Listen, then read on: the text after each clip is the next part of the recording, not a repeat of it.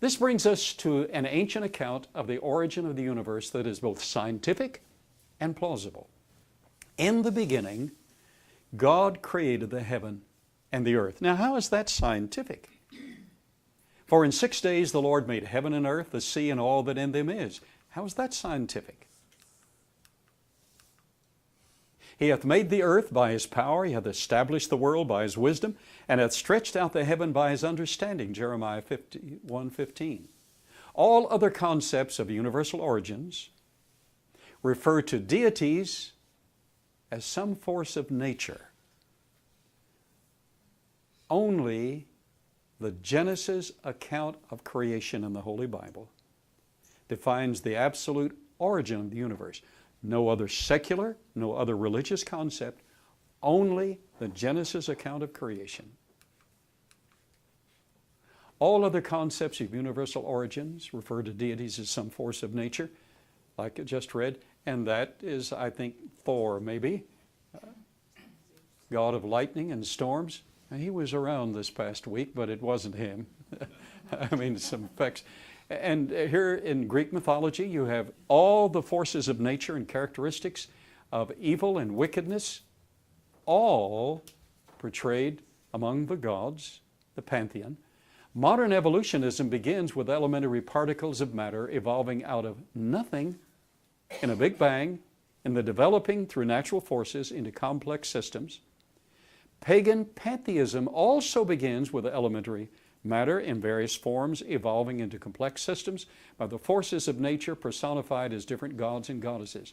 None of them have the supreme transcendent God. Their gods were human beings who performed outstanding things and later were deified after they left this life. On the first day, God expressed His power in creating the heaven and the earth out of nothing by His spoken word. Can He do it again? Well, hang with me. Did He do it again? Stay with me. The first verse records the creation of space, the heaven, of time in the beginning, and matter, the earth. The tri-universe, the space-time-matter continuum, which constitutes our physical environment. Then God said, "Let there be light," introducing the electromagnetic basis for the appearance of all physical phenomena in the entire universe. So at least in its organization, it accounts for the basis for the universe, and we'll go beyond that. It accounts for more than that. Has laboratory experimentation using the scientific method been able to verify the Genesis 1 potential to create the physical elements of the earth and throughout the universe? Has it? Watch.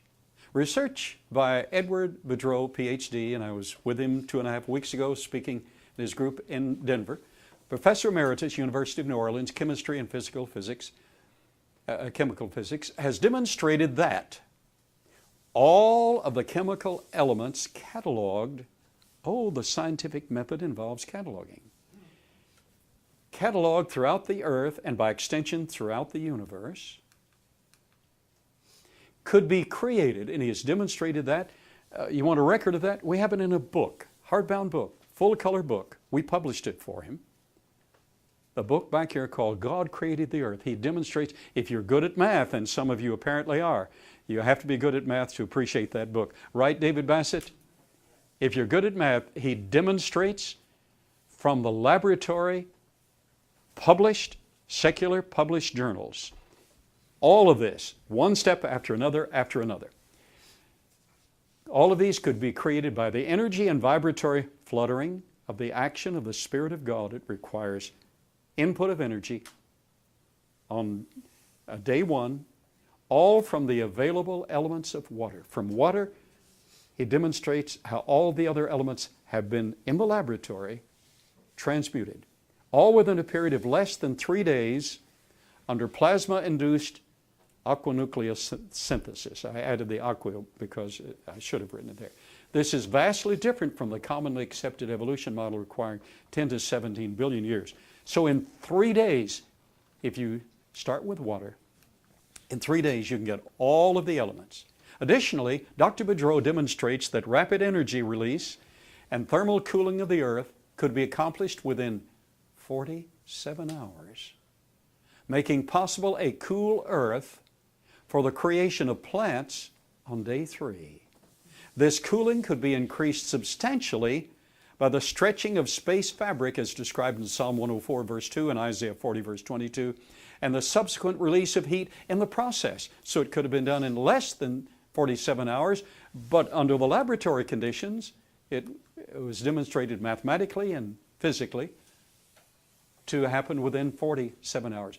A major discovery in his meticulous calculations is that radioactive decay rates would be increased tremendously during that brief time, during the high energy elevated temperature plasma fusion process, and would return to normal decay rates at the ends of the quenching phase within a 21-hour time frame. For you scientists in the audience, that solves major problems of the isochrons, the signatures in the rocks. This discovery helps to explain the correlation of spent radioactive elements, from uranium all the way to lead and other byproducts and correlated products, and current decay rates, all within a recent creation framework.